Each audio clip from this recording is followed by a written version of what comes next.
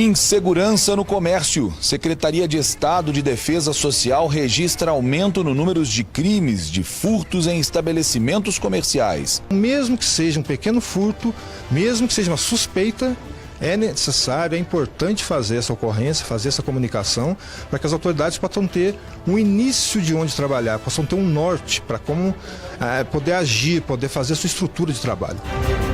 Tragédia. 2 funcionários de uma empresa de eventos morrem eletrocutados em Brasília de Minas, no norte do estado. Os homens desmontavam um palco da festa de Réveillon quando o acidente aconteceu. Eu trabalhava nesse negócio, eu pedi a ele, meu filho, vai com cuidado. Ele chegava e falava, mãe, esse negócio é muito perigoso, mãe. E em Botelhos, no sul de Minas, agricultores participam de projeto que incentiva o plantio de mudas de espécies nativas para recuperar nascentes. Cada uma das nascentes recebeu um projetinho que especificava quais as medidas que deveriam ser tomadas, quantas árvores que deveriam ser plantadas.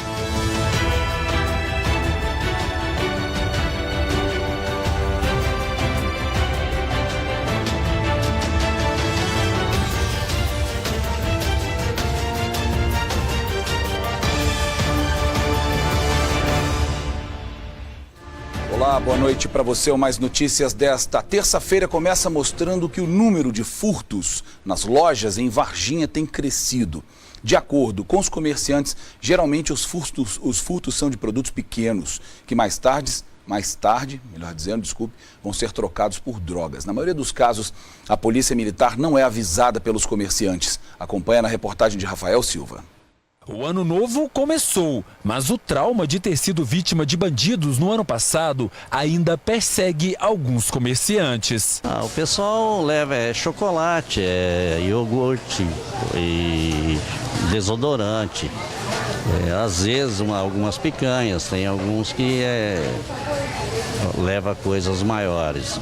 O uísque, e bebida é o que chama a atenção do pessoal. Para tentar minimizar os furtos, os produtos preferidos dos bandidos foram colocados perto dos caixas. Mas nem as 50 câmeras de segurança e as dezenas de funcionários inibem os criminosos. A pessoa, quando vem destinada a fazer isso, ele já vem com o pensamento feito. O Emílio foi apenas uma das vítimas no ano passado. Segundo a Secretaria de Estado de Defesa Social, em Varginha, de janeiro a outubro, foram registrados 1.584 furtos, contra 1.494 no mesmo período de 2016, um aumento de 6%. Números que poderiam ser bem maiores. Ao descobrir que foi vítima de um furto, grande parte dos comerciantes procura a polícia para registrar um boletim de ocorrência. Mas existe um outro lado dessa história, é que para muitos comerciantes, acionar a polícia e comunicar o furto não é uma prioridade. Nós achamos aqui que esses furtos pequenininhos, você chamar a polícia vai deslocar, às vezes deixa de fazer uma outra diligência aí para alguma coisa maior e acaba perdendo tempo com essas coisas, que é muito pequena. Então, por isso que às vezes não chamamos. Nós chamamos quando é algo maior, um volume maior. Foi o que aconteceu nesta padaria. Uma mulher ignora a presença das câmeras de segurança e furta bolacha, leite condensado e creme de chocolate.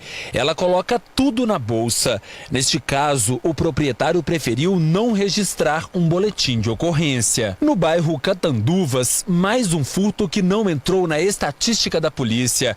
Os bandidos levam de tudo. Hoje nós temos o alvo principal deles, normalmente são produtos que têm um valor agregado mais alto.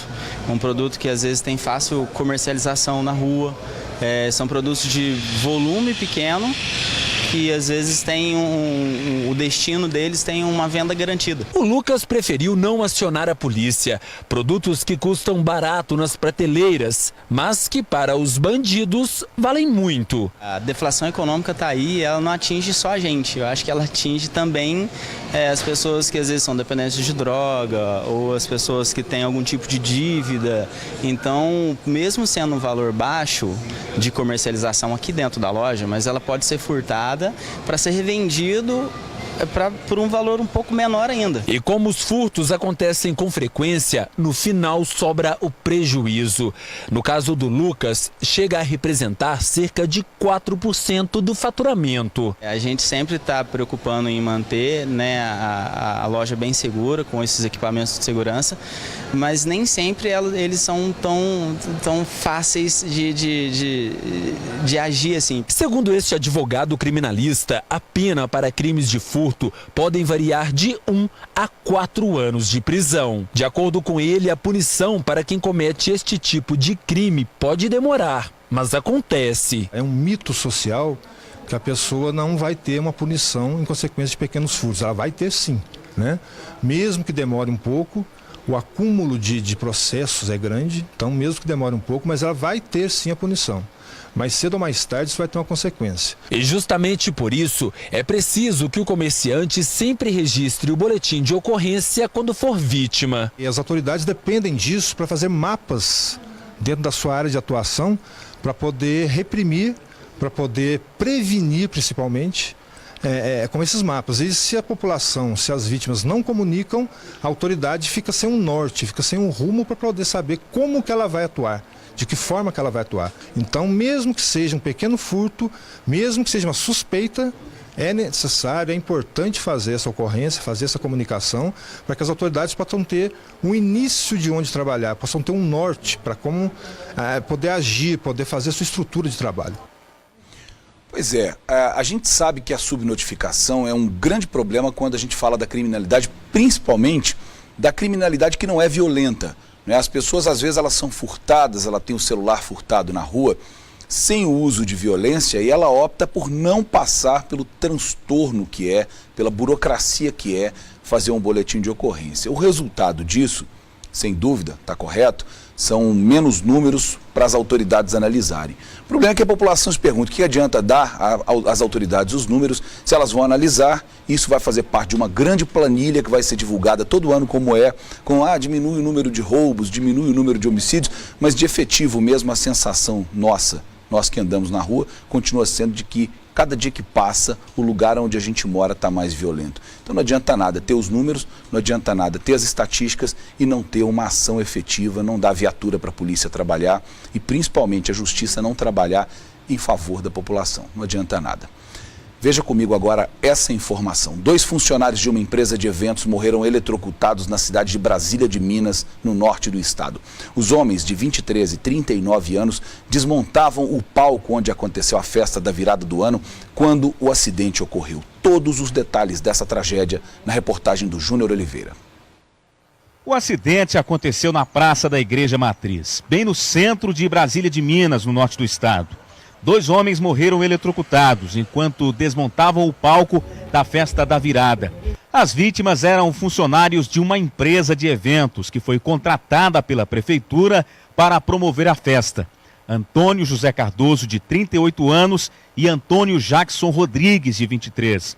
Os 2 morreram logo após receber uma descarga elétrica. Um outro funcionário também ficou ferido. Era por volta de 4 da tarde. Aqui no local, como vocês podem ver, toda a estrutura do palco já foi retirada. Segundo os moradores, pouco depois do acidente, outros funcionários da empresa vieram aqui e levaram tudo. A mulher de uma das vítimas estava sentada ali na praça e viu tudo.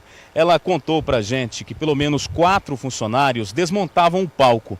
Antônio José e Antônio Jackson estavam bem ali. Eles já tinham tirado, inclusive, a parte de baixo da estrutura e se preparavam para descer o teto. Ao acionarem a talha de corrente, equipamento fundamental nesse tipo de serviço, uma dessas correntes acabou encostando nos fios de alta tensão. As colunas do palco estavam muito próximas dos fios. Foi aí que os 2 receberam a descarga elétrica. Segundo testemunhas, as vítimas ficaram aqui no chão por vários minutos e ninguém pôde ajudar. É o que eu previ, já tinha avisado para ele. Eu e meu colega passamos e falamos, vai acontecer isso aí, se você não tiver cuidado. E aconteceu. Essa professora mora bem em frente ao local. Ela conta que tinha acabado de estacionar o carro quando o acidente aconteceu. De repente eu ouvi um barulho assim como se não identificado, certo? No primeiro momento eu pensei que a lona do palco estivesse cheia de água e que eles estavam tirando, mas não era, a lona estava sequinha e ela não tinha como acumular água. Funcionários da CEMIG estiveram no local e desligaram a rede. Somente depois disso, os socorristas do SAMU puderam atender as vítimas. A terceira vítima atingida é Rafael Rodrigues Araújo, também de 23 anos. Ele estava bem aqui nesse ponto e ajudava os colegas a controlar o equipamento que fazia a descida do teto. Ele também recebeu a descarga elétrica, mas ao contrário dos colegas, foi arremessado pelo choque e caiu a uns 3 metros daqui naquela calçada. Rafael ainda está internado no hospital da cidade. O jovem teve vários ferimentos. O estado de saúde dele é estável. Segundo o prefeito, todas as normas de segurança teriam sido cumpridas. Então nós seguimos todos os procedimentos, juntamos toda a documentação, tomamos todas as medidas para que pudesse ocorrer um evento com segurança. Tanto que o evento em si ocorreu com muita tranquilidade, com muita harmonia, e as pessoas de fato festejaram com muita tranquilidade, não houve problemas durante o evento. Infelizmente ocorreu esse acidente. Na casa das vítimas, o clima é de muita tristeza.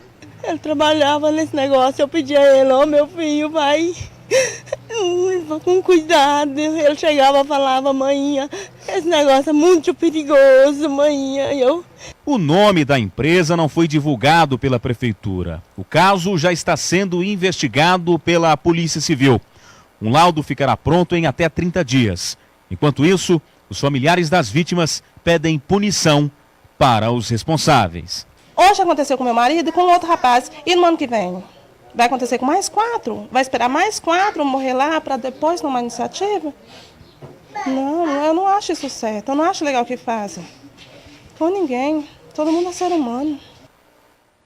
Quem trabalha perto de rede elétrica tem que ter sim os cuidados. Há diversas campanhas ao longo dos anos alertando para os perigos que a rede elétrica representa.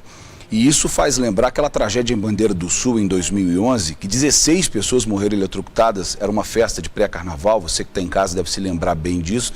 Jogaram uma serpentina metálica na rede elétrica e 16 pessoas morreram, 50 ficaram feridas. Foi uma tragédia enorme no sul do estado, Bandeira do Sul, aqui em Minas Gerais.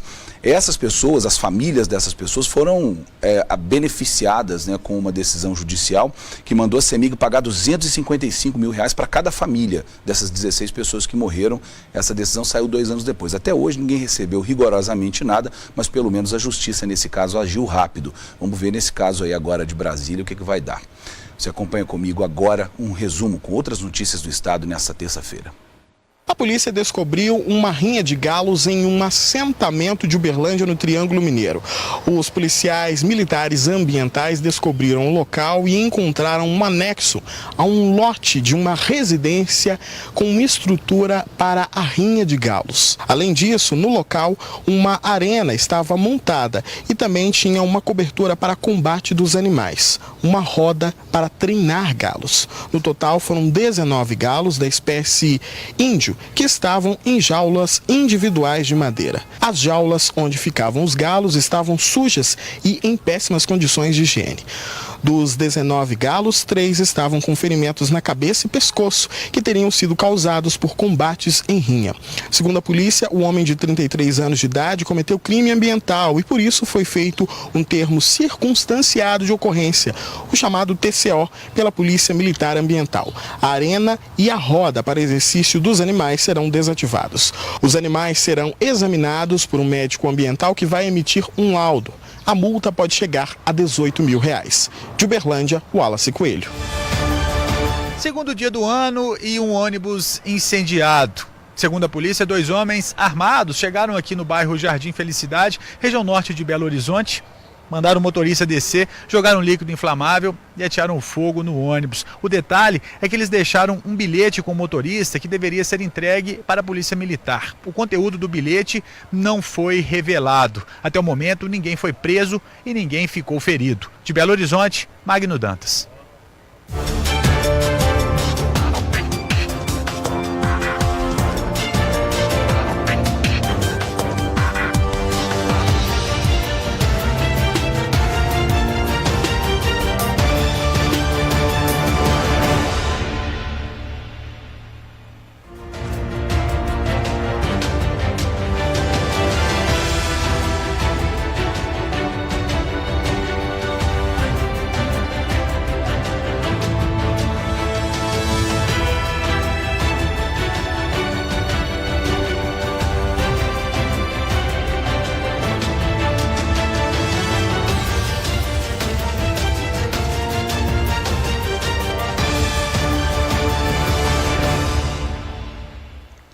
Preocupados com a escassez de água nas nascentes e a falta de chuvas, produtores de Botelhos no sul de Minas participam do projeto Plantando Água. Cerca de 4.500 mudas foram distribuídas para os proprietários que já estão tendo resultados nas propriedades. Então vamos ver como funciona esse projeto. O barulhinho da chuva sempre foi um motivo de alegria para quem mora em uma propriedade rural. A água assim, caindo no açude, então nem se fala. O problema é que essa cena está cada vez mais rara. A quantidade de chuva vem diminuindo a cada ano que passa. E as consequências da estiagem estão cada vez mais severas. Ultimamente a água vem se complicando cada ano que passa, né? Falta da chuva. E a gente passou falta de água também, faltou água pra gente. A gente que mora na zona rural precisa da água. Infelizmente a gente precisa dela.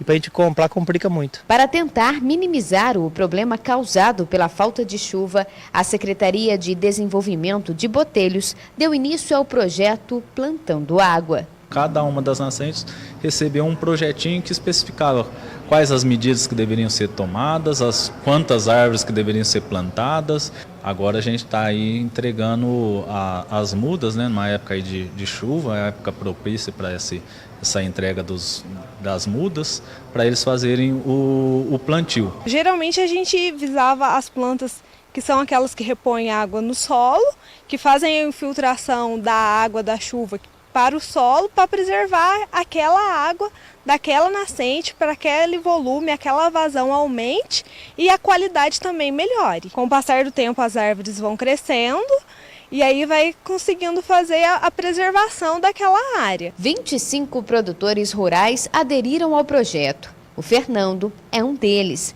A prefeitura, através de parcerias, fornece aos proprietários as mudas e todo o material necessário para obras de preservação, além de um projeto desenvolvido por engenheiros ambientais. Desde o começo do ano, ele passou a cuidar melhor da nascente e logo viu o resultado. A água é tudo, a água é a vida. Se tiver que comprar água, encarece demais, né? E não dá para... Se for para a gente comprar água, é complicado, porque vai ser para a gente beber, mas e os animais? Daniel, dono da propriedade vizinha, também aderiu ao projeto. A falta de água foi tanta que, para manter a produção irrigada, ele precisou perfurar um poço. Quando chegou maio e junho de 2017, o período de estiagem começou e começou só a gotejar. E eu fiquei com medo de não dar para irrigar o morango, a horta e o lúpulo para irrigar. Eu tive que furar o poço semi-artesiano porque os açudes começaram a descer a água, começou a secar e eu fiquei sem água aqui até para casa. Esse aqui é um bom exemplo de como o projeto vem dando certo. A área foi toda reflorestada. Antes aqui passava um córrego, mas por conta da falta de preservação, ele secou. Foram 2 meses sem nenhuma gota de água sequer. Para encontrar água novamente nesta nascente, foi preciso fazer várias perfurações. Apesar de pouca, a água que devagarinho está voltando tem ajudado os açudes que ainda não atingiram os níveis normais. É um processo pouco demorado, mas que para o futuro vai valer mais a pena, porque vai voltar água, né? Vai melhorar a época de chuva, vai conservar o solo, água mais pura para a gente beber e para irrigar a plantação, é melhor para todo mundo. Ao todo, já são 26 nascentes que estão no processo de preservação, 40 mil metros quadrados reflorestados, cerca de 4.500 mudas distribuídas. Uma adesão tímida, segundo o presidente da Associação de Pequenos Produtores, mas que tem feito a diferença. O produtor ele tem essa capacidade de ir lá, cercar a nascente, cuidar, né? E com certeza isso aí vai melhorar a qualidade e a quantidade de água dele também. O assunto agora é saúde. Muitos pais só se preocupam com os dentes dos filhos quando aparece algum problema. Mas os cuidados com a saúde bucal devem começar bem cedo, principalmente quando eles ainda são bebês e precisam continuar durante toda a infância. Veja comigo. Lugar de criança também é no consultório dentário. O fato é que muitos pais só se atentam para os dentes dos filhos quando aparece algum problema. Qual que é o ideal para os pais levarem os filhos ao dentista? Até o primeiro ano, pelo menos, é muito importante, porque nessa fase a grande maioria dos bebês já tem os primeiros dentes. E esses dentes podem sofrer o processo de cárie se a alimentação não estiver controlada, se a pasta adequada não estiver sendo usada, se a técnica de escovação não estiver correta. Os cuidados com a saúde bucal devem começar já durante a gestação, porque várias pesquisas comprovam que as bactérias presentes nas infecções da gengiva migram para o líquido amniótico e podem aumentar o risco de pré-eclâmpsia e prematuridade. Com a Laura e o Emanuel, o processo foi tranquilo. Diferente de muitas mães que sofrem quando levam os filhos ao dentista, Camila já vê as consultas como parte da rotina dos filhos. Vir ao dentista é um passeio. Então, tudo, aí eles ganham um kitzinho, e aí eles acham muito legal ganhar uma escova diferente, e tudo isso faz parte, né? Porque eu acho assim que essa idade eles são uma esponja. Então, o que a gente conseguir passar de informação, eles vão absorver. E no consultório é preciso habilidade para lidar com as crianças. Os pais têm papel fundamental em todo esse processo. Pais que têm bons hábitos, se alimentam da forma correta, com os alimentos corretos, invariavelmente transferem isso para os seus filhos. E o inverso também. Então, um pai que tem muita lesão de cárie por maus hábitos, os filhos tendem a ter também, porque esses hábitos se repetem dentro de casa.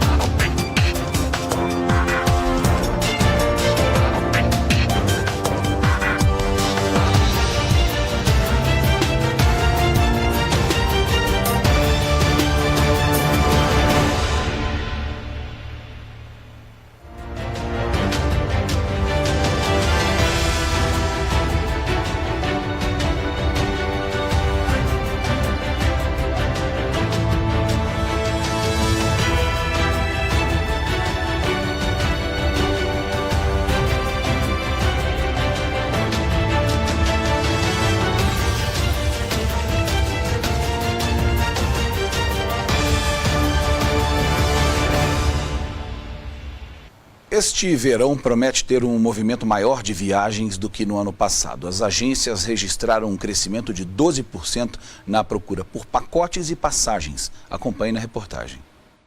De carro, ônibus ou avião. Não importa, o brasileiro decidiu viajar neste verão. Maria Beatriz não vê a hora de sair de São Paulo para descansar. As malas já estão prontas, falta só escolher um lugar. Tem Punta Cana, tem Morro de São Paulo, então eu vou ter que fazer uma opção. Eu pretendo viajar. Os destinos nacionais estão entre os mais procurados para o final de ano e o mês de janeiro. Nordeste, Rio de Janeiro e Serra Gaúcha têm sido os favoritos. Já entre os destinos internacionais estão os países da América do Sul, Argentina, Chile e Uruguai. E da Europa, França, Espanha e Portugal. Para este verão, a Associação Brasileira das Agências de Viagens prevê um crescimento de 12% na venda de pacotes e passagens. Aumento que não era visto há muito tempo no setor. Desde 2014 que a gente tem um crescimento muito tímido ou uma queda, e agora a gente volta a ter força no crescimento para o turismo. E é bom para todo mundo, né? Essa agência de viagens já percebeu esse aumento. Aqui a venda de pacotes para o final do ano e o mês de janeiro cresceu 15% na comparação com o mesmo período do ano passado. Em busca de um número ainda maior, a empresa decidiu investir em promoções para atrair aquele cliente que deixou tudo para a última hora. As promoções são ousadas. Em uma delas, o cliente que comprar um pacote para Punta Cana em janeiro ganha as passagens aéreas do acompanhante. A gente espera em 2018 a gente ter um aquecimento muito maior, que todo mundo volte a viajar. Olívia, de 4 anos, vai viajar com a mãe para Porto Seguro. O pacote de passagens e resort foi fechado 15 dias antes da viagem. Em cima da hora, né? Mas Tabata se deu bem, conseguiu bons preços e não vai deixar para trás a folga de janeiro. Férias de verão, tem que ter viagem. E uma iniciativa simples pode ajudar a localizar crianças perdidas nas praias durante a alta temporada. Veja comigo. Quem vai com criança para a praia não pode descuidar um minuto sequer. Além do perigo do mar, outra preocupação dos pais é com a grande circulação de pessoas e o medo do filho se perder. Segundo os bombeiros, já são 17 casos de crianças perdidas nas praias de Santa Catarina antes mesmo de começar o verão. Para trazer mais segurança aos clientes, este bar de praia em Florianópolis disponibiliza pulseiras com identificação da criança e telefone de contato. Os pais que já tiveram alguma situação de preocupação por segundos se perder do filho na beira da praia, ele está tranquilo porque o filho acaba voltando ou pela iniciativa dele procurar ou de alguém que identificou trazer de volta. A pequena Sofia gostou da pulseirinha e está devidamente identificada. É fácil essa criança se perder. Então, é uma identificação que a pessoa vê e liga para o pai. Ou liga para uma pessoa responsável, né? O Corpo de Bombeiros também vai oferecer pulseiras de identificação nesta temporada. Ela tem ajudado muito, porque o número de crianças perdidas ela é muito grande na faixa de areia. Se a pessoa chegar a um posto de guarda-vida e nesse posto não tiver a pulseira, procure fazer uma identificação, né, até mesmo com esparadrapo, com o telefone, para que a gente possa, estando essa criança perdida, fazer a atualização.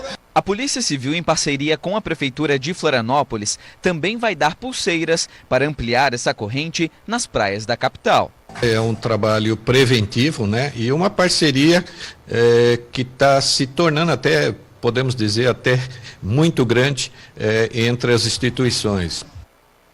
A polícia de Alagoas, né, que é uma dos estados do país onde a procura por praias é grande, divulgou hoje uma estatística que 21 crianças sumiram no estado só nesse primeiro dia de janeiro, primeiro dia útil de janeiro. Então, mais importante até do que as pulseiras é os pais ficarem de olho. Não dá para os dois tomarem cerveja o dia inteiro, perder a criança de vista e esperar que só uma pulseira vai resolver, né? Tem que ter responsabilidade. Vamos falar de esporte?